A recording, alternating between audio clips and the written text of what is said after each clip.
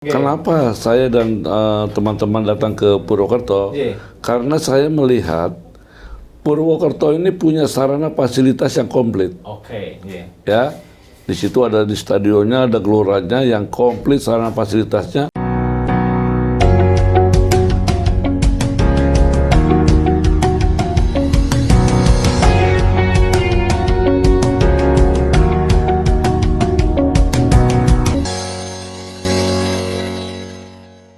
Oke, assalamualaikum warahmatullahi wabarakatuh. Selamat datang di NH Podcast. Welcome back ya, kumpulan orang-orang baik insya Allah di NH Podcast ya. Kali ini kedatangan tamu yang luar biasa, tamu jauh. Ini adalah beliau adalah seorang pemain timnas ya, tidak lain sering di TV pokoknya ya, namanya Bapak Dede Sulaiman. Masya Allah. Assalamualaikum Pak Dede. Waalaikumsalam, Ya. salam olahraga.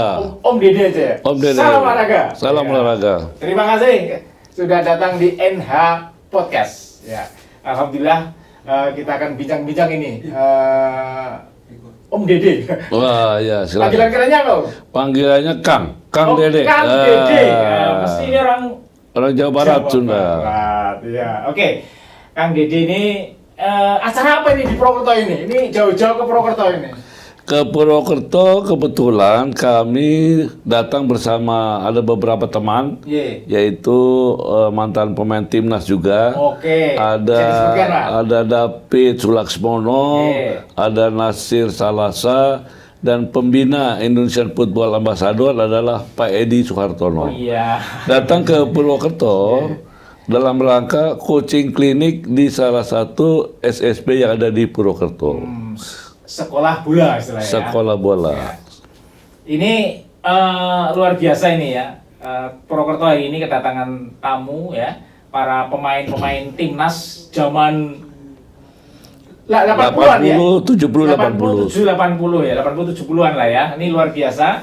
Jadi memang ini pengurus ya, Pak. Pengurus dulu sempat di PSSI juga ya, Pak ya. Kita sempat main di tim nasional Tim PSSI. nasional, ya. Kebetulan sekarang di ada wadah mantan-mantan pemain nasional itu adalah di IPA. IPA itu Indonesia Football Ambassador.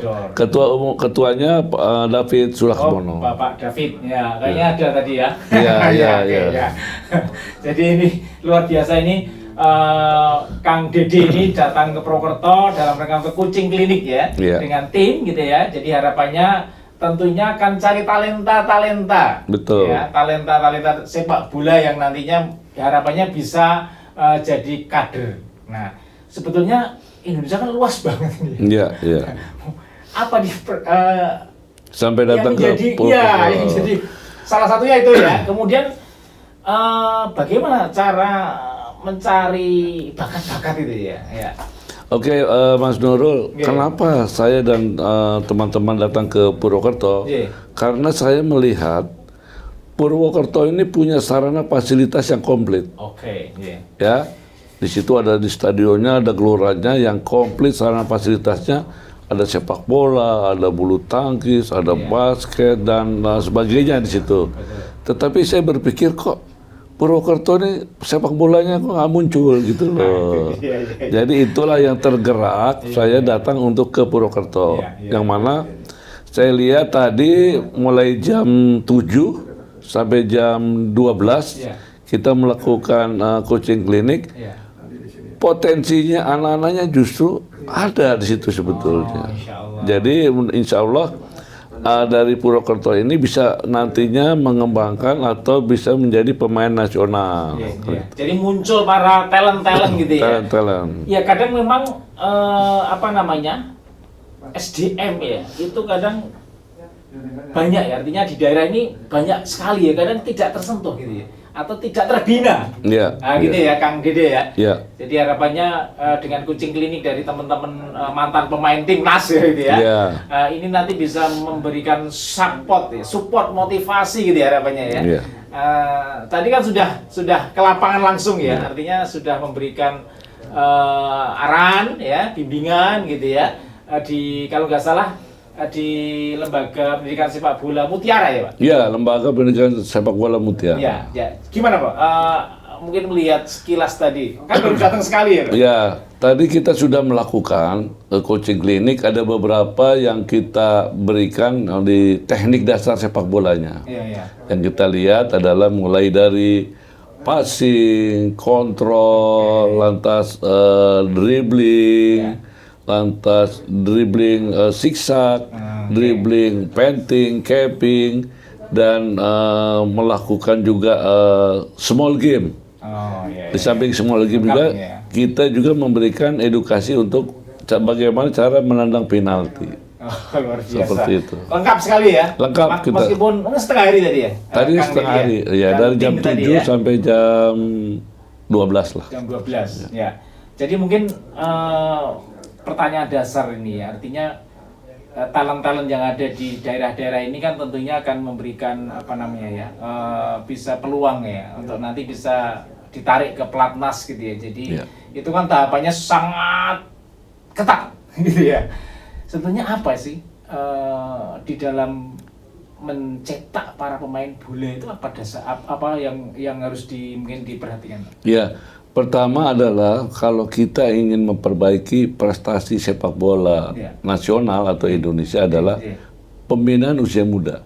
Oke. Nah, pembinaan usia muda itu contohnya seperti tadi kita lakukan. Ya, di samping itu karena apa? Pondasi untuk pemain-pemain nasional itu kan ada di pembinaan usia muda. Betul. Awalnya dari situ sehingga nanti dia bisa menggantikan senior-senior yang ada sekarang ini. Nah, karena apa? Usia muda ini kan kita harus tetap kita jaga, kita latih dengan serius, kerja keras sama-sama supaya bisa menggantikan pemain-pemain senior yang ada saat ini. Nah, kita lihat bahwa sekarang ini kan diaspora, naturalisasi, kan gitu ya. Karena apa? Kelihatannya Pak Erick Thohir, dia melakukan pemain-pemain naturalisasi karena pertama adalah dia mau kepingin pembinaan usia muda. Nah, kalau pembinaan sepak bola itu kan memang jangka waktunya agak panjang, kan gitu ya. Nah, karena mendesaknya ada beberapa yang harus dijalani oleh tim nasional, yaitu salah satunya adalah pra Piala Dunia. Akhirnya pembinaan itu tidak digunakan oleh Pak Erick. Ada yang kedua adalah ingin memakai pemain-pemain yang ada di Liga, di Liga 1. Tetapi melihat kualitas pemain-pemain yang ada di Liga itu kurang, akhirnya Pak Erick Thohir ambil jangka pendek, melakukan naturalisasi. Naturalisasi itu yang mana pemain-pemain yang ada di luar, ayahnya orang Indonesia, ibunya orang Belanda, atau ibunya orang Indonesia, ayahnya orang Belanda, itu masih bisa dijadikan pemain Indonesia. Diakui seperti itu. Ini kayaknya lagi tren ini ya, apa namanya, untuk para pemain nasional gitu ya, untuk naturalisasi tadi ya. Harapannya juga tidak mengesampingkan pemain. Tetapi dengan catatan, walaupun ada sekarang dari pemain naturalisasi, pembinaan usia muda tetap harus berjalan. Nah, ini dan naturalisasi juga, naturalisasi juga harus ada batasannya. Jangan terus-terusan naturalisasi, kan seperti itu. Jadi tetap ada batasannya sampai kapan nih menggunakan pemain diaspora ini. Karena pembinaan juga perlu, karena pemain-pemain yang asli orang lokal disebutnya kan itu juga kepingin membela negaranya. Iya, kontribusi lah, kontribusi untuk negara. Ya, jadi memang ini menjadi apa namanya PR ya istilahnya ya. Betul. Bagaimana mencetak talent-talent sepak bola yang ada di daerah ya, yang jumlah penduduknya Indonesia kan hampir 280 juta sekarang ya. Itu kan aset gitu ya, yang harapannya akan saya kira sepak bola itu apa ya, sejak kita kecil itu ya, artinya olahraga yang mungkin setiap desa ada. Betul. Lapangan gitu ya. Cabang olahraga yang favorit yang pertama di Indonesia adalah sepak bola. Setelah itu baru ada bulu tangkis, ada lain-lain voli. Tapi ironisnya belum pernah Ya, Iya. kita dapetin insya Allah kita doakan. Iya. Nah, masuk ke Pra Piala Dunia. dunia. dunia nanti ya. Yang mungkin banyak cerita mungkin ya, tapi Iya. yang paling heroik apa ini? Pengalaman Kang Deddy ini dalam persepak bolaan waktu itu mungkin ya. Mungkin bisa diceritakan ini. Iya. Waktu itu dulu ya. Saya awalnya itu main bersepak bola adalah saya kan dulu tinggal di Rindam. Oke. Nah, di Rindam. Ini ya komplek. Di komplek Rindam, komplek tentara yang Ya. ada di Rindam di Condet waktu itu. Nah, awalnya dari situ, lantas kalau di komplek tentara kan ada lapangan sepak bola dan pasti ya, bagus ya. lagi kan. Betul, gitu. ya. Standar lah ya. Nah, standar. Nah, setelah itu saya latihan terus di komplek itu, di Rindam itu. Lantas waktu itu ada klub sepak bola di Jakarta yang namanya Angkasa. Oke. Untuk Angkasa itu milik Auri. Oke. Nah, saya direkrut masuk di Angkasa, di klub sepak bola Angkasa yang tergabung di Persija waktu itu. Nah, Persija. Siap.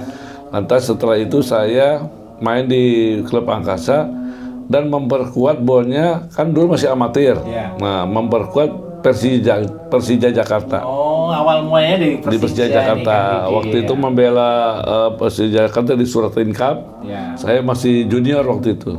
Nah, membela Persija, Suratin Cup, Persija juara waktu itu.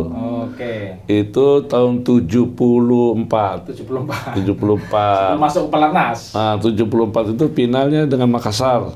Waktu iya, itu. iya. Setelah itu 75 itu saya dipanggil untuk PSSI Junior.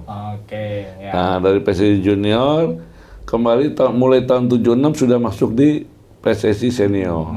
Jadi mungkin sebelum itu umur berapa yang pas itu waktu itu? Waktu Masuk ke pelatnas. pelatnas itu kalau yang masih di junior kan masih 16, 17 kan gitu ya. 16 ya. Iya. Betul ya. Jadi mungkin sudah direkrut awal gitu. Iya, itu seperti itu. Jadi memang panjang ini ya. Panjang Itu ceritanya. Pengalaman memperkuat tim Persija ya. Iya. Kalau yang Indonesia, Kalau Indonesia saya mulai masuk di timnas itu tahun 75.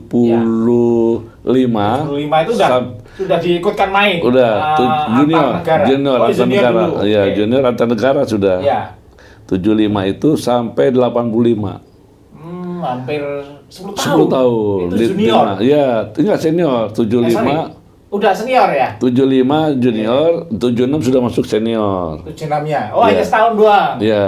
Oke. setahun doang. Jadi sampai 85 itu 85. memang kompetisi terus itu ya. Kompetisi. Iya. Jadi Nah, yang paling terkesan saya itu di akhir karir waktu itu, tahun 85. iya, gimana, Bro? Tahun 85 itu kita sama seperti yang sekarang ini, pra Piala Dunia untuk di Meksiko waktu itu. Oh, Penyisiannya 85, 86 di Meksiko kejuaraan dunia. hampir persis ya?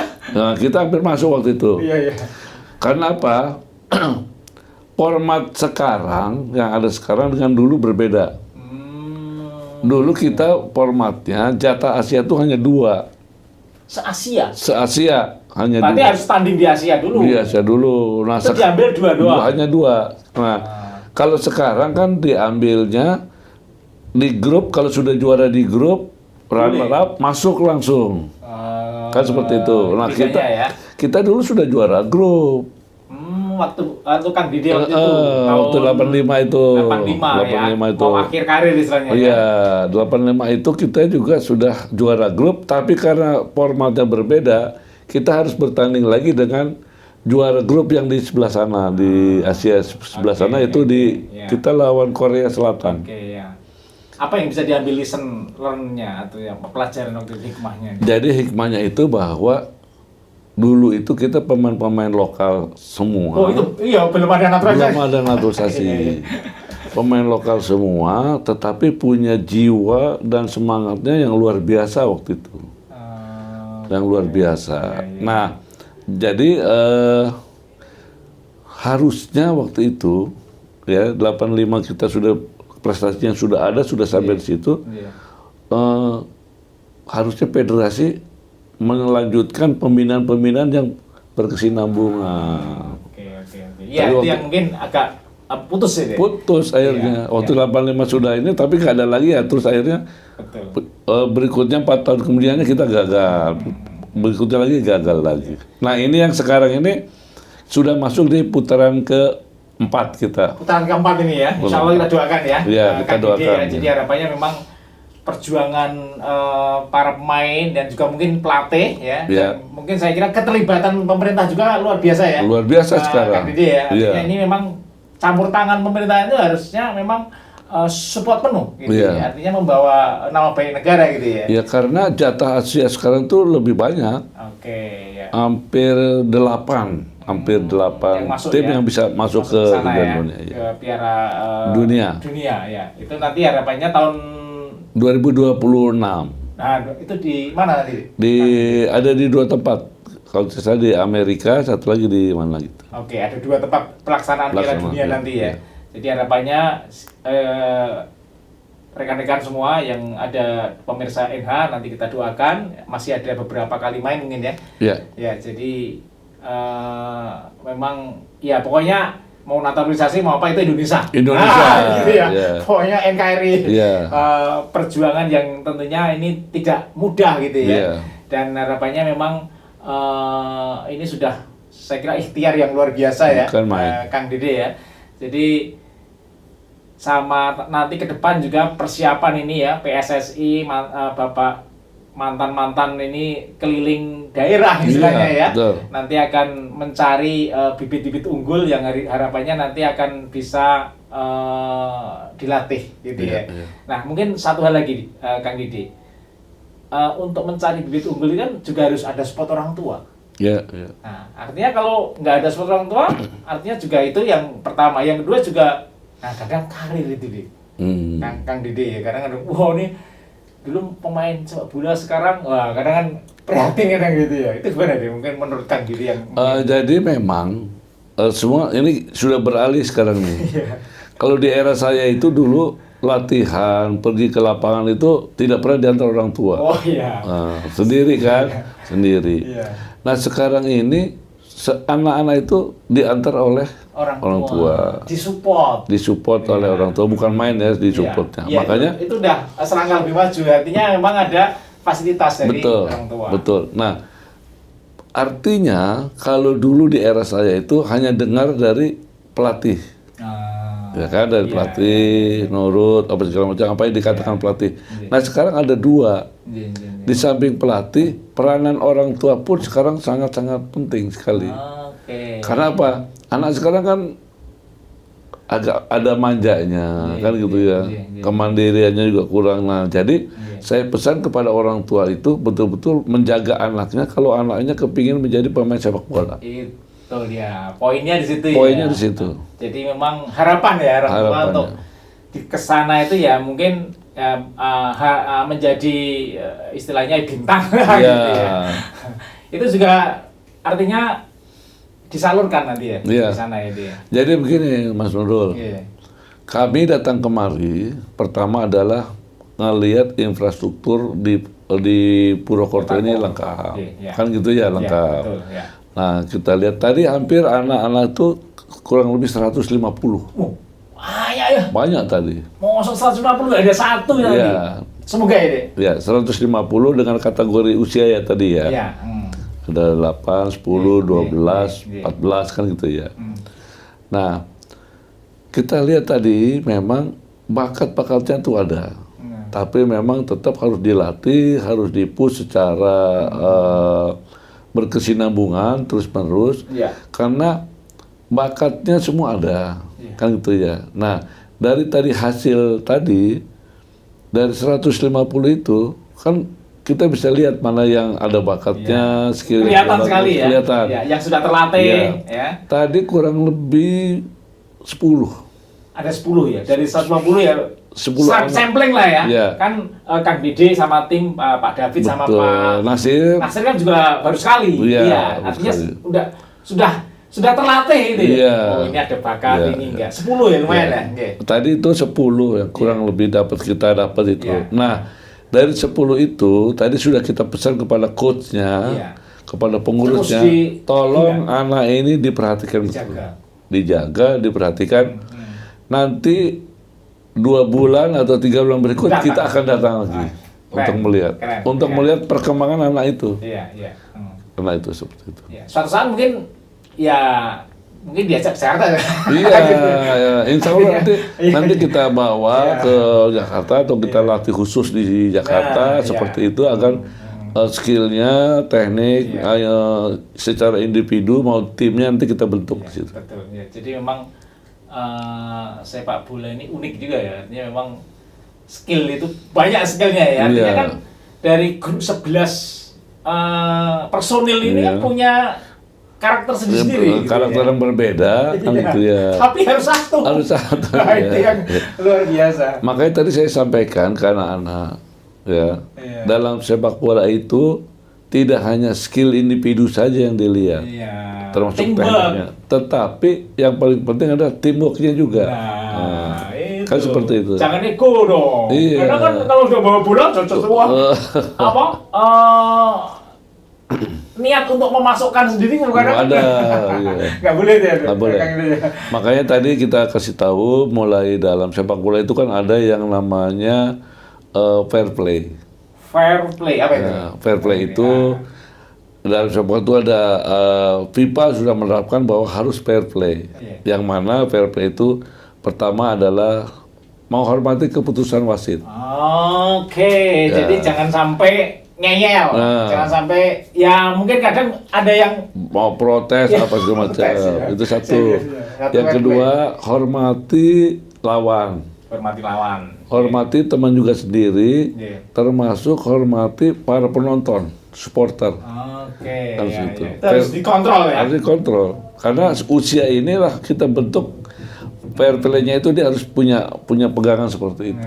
Itu istilahnya menjaga marwah pemain. Kan sangat urgent itu di dalam sebuah permainan. Kalau ada karakter yang nggak baik itu udah. Waduh, itu kadang mempengaruhi di dalam pertandingannya. Seperti itu. Oke, mungkin terakhir ya pesan-pesan untuk mungkin warga Indonesia ya yang mungkin bisa talent-talentnya nanti bisa dilihat oleh PSSI, mungkin apa pesan yang terakhir? Oke, pesan saya bahwa adalah para pemain-pemain muda terus berlatih, komitmen bahwa kalian punya potensi dan bisa menjadi pemain timnas Indonesia. Mempertahankan skuad timnas. Oke, terima kasih Kak Dede. Telah datang di Enha Podcast. Nanti next kita lanjut insyaallah untuk sesi yang keduanya. Terima kasih dari Enha Podcast. Welcome back. Assalamualaikum warahmatullahi wabarakatuh. Waalaikumsalam warahmatullahi wabarakatuh. Yes.